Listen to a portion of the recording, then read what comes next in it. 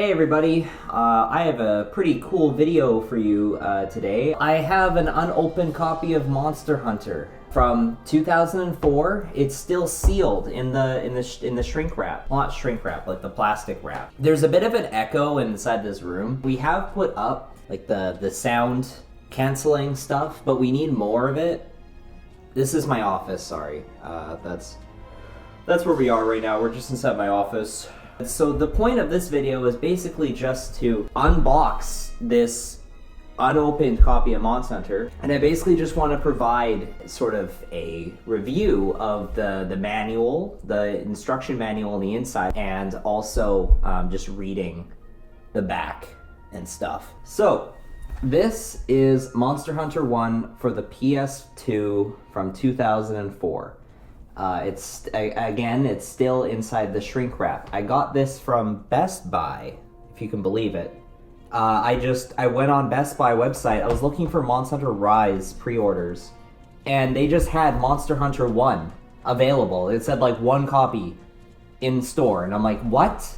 And yes, it's one Monster Hunter copy from 2004, unopened. In 16 years. There's a little bit of damage to the plastic wrap. I'm pretty sure that's the plastic wrap. So that's gonna go away once I open it. So we have the PlayStation 2 logo, we have the region, we also have the PlayStation logo, we have the Monster Hunter logo, you have the Rathalos on the front as well as the Great Sword user. On the bottom we have the teen rating, which is for blood, use of alcohol, and violence. Capcom. On the back, hunt or be hunted. Enter into a timeless and extraordinary world where every member of a criminal civilization must work together to coexist. The struggle to hunt or be hunted is the everyday rule of survival. Note, survival. They never talk about that in modern Monster Hunter games.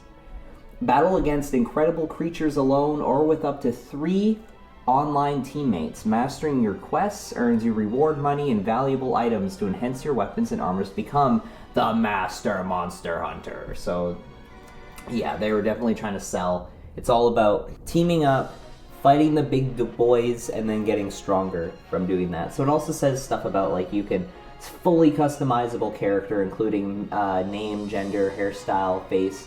At that point, it was crazy to have a customizable character.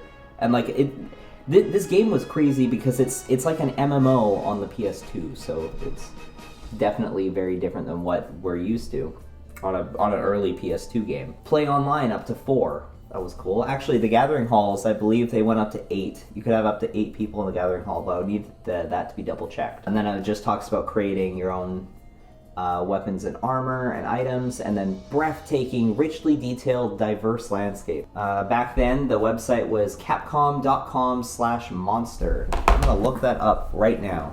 I'm gonna look that up. So that just takes you to the Capcom US site, so that website no longer exists. There's a bunch of stuff about like online play here. Those are the different, I think they're the different like engines or built-in software that allows online play. I'm gonna open this for the first time. Again, this has not been opened.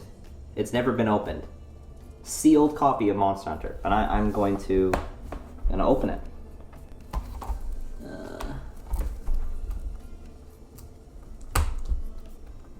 I think using a knife would probably be easier.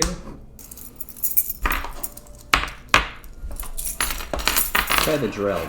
See if the drill will open it. There we go. It's crisp. This is really crisp. Ooh, this is crisp. Ooh, never been opened. Okay, I'm gonna open this for the first time. All right, here we go.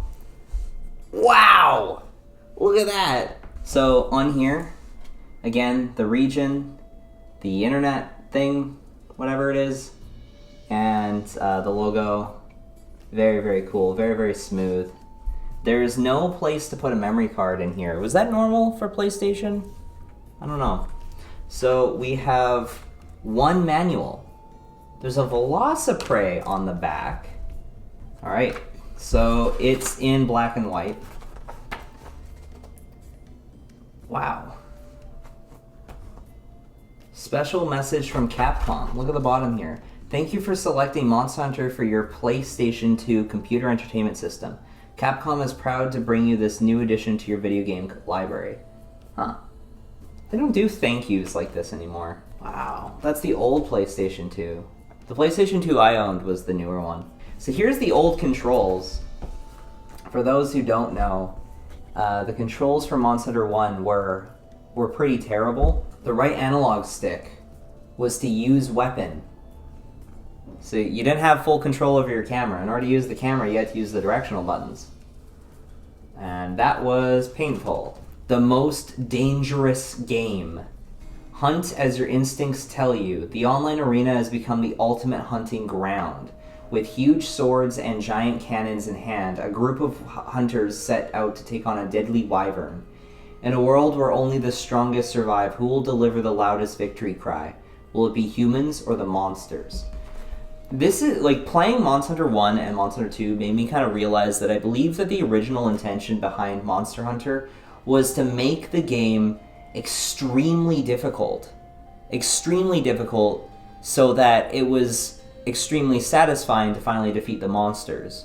Nowadays, it's expected for the player to be able to complete all of the offline low rank. Back then, it was expected that the player would go online and to really experiment with their play style and play with other people in order to make it a more enjoyable experience overall. Quest screen.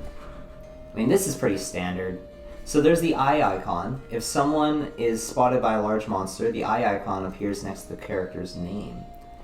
The sword icon shows the sharpness of your close range weapon. Harness a weapon's natural power by modifying it, turning this icon yellow. Yeah, in the original game, your sword sharpness can only go up to yellow, which yellow meant green sharpness. You could hold down L3 button during a quest in order to signal. It even tells you poison, stun, sleep, and knockout. Village town, quest menu, combining, back when you could only combine in your pouch. So the item box can let you store up to 200 items. That's it. Only 100 per page. 200 items. That's all you could do. It says here that there's quest types, such as hunting quests or gathering quests. Ooh, here we go. So the sword, which is the sword and the shield, dual swords, hammer, bowgun, light bowgun, heavy bowgun. Oh, great sword is also here. I missed that. And lance. Lance is also here. Lance is really good in 1st and 2nd gen. Do not underestimate the lance against those wyverns. So there's items. Wow, it even talks to you about like every single item, like pitfall trap. Lure them with raw meat. So yeah, that was something that I mean, people don't really acknowledge this, but you could lure a monster with meat. You're able to get a monster's attention by playing a flute. Like you didn't have to do the paintball method. Equipment details, network basics. There's no keys to battle. Here we go. It's interesting to hear what the devs have to offer in terms of a guide.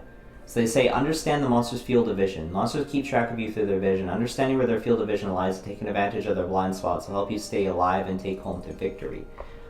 How true is this? How true is blind spots? Move while hiding. By moving while crouching down or tiptoeing, you decrease the chances of being spotted. Monitor the monster's field of vision. While a monster is drinking water or feasting on some meat, its attention is focused on the task at hand, and then take advantage of their habits. Each monster has its own set of habits and patterns. Learning to take advantage of these will help cut down on the danger involved in the hunting. It's all about really taking your time. There's even a strategy guide by Brady Games. I should probably get this. Maybe I can make a review on that. That'd be cool. And that's it. There really is no images. I thought there might be some cool, like Velociprey, like this, like the Velociprey. But that was Monster Hunter 1 PS2. I hope that this was an enjoyable experience. I do not recommend this game. This game is not very good overall. It's extremely difficult. If you want the 1st or 2nd gen experience, I highly suggest you play Monster Hunter 2. But even then, that one's also extremely difficult. You're probably better off playing Freedom Unite. But in the end, if you're going to play Freedom Unite, you're better off just playing Generations Ultimate. It's really hard for me to recommend the early games because of how rocky their start is. I'll be analyzing in more detail 1st and 2nd gen in my upcoming Monster 2 DOS video. And I hope that you guys enjoy that when that has been released. But until then, thank you for coming out. I appreciate it, and please subscribe for more Monster Hunter content that is discussing the old and comparing it to the new. Goodbye!